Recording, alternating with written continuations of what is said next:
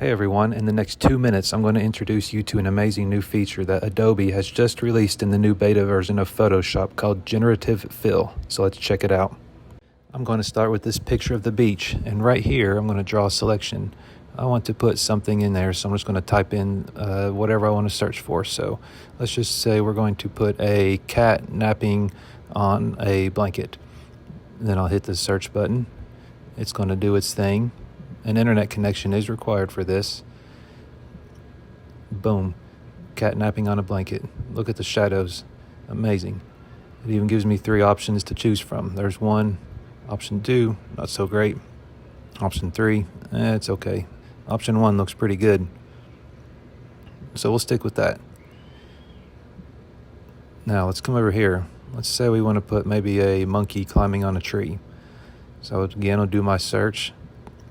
Monkey climbing on tree. Easy for you to type.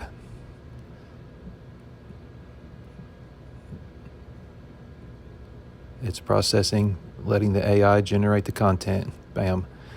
You can even notice he's hanging onto the tree with the shadows appropriately placed on him. So we'll just stick with this first one here.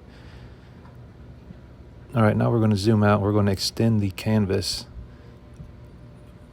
So I'm going to unflatten my base layer. I'm going to use my crop tool and extend my canvas. You can see there's no image out there. It's all transparent off to the left and to the right. I'm going to command click on the image, or on the layer thumbnail rather. Then I'm going to use this little button here to select the inverse, a handy new tool.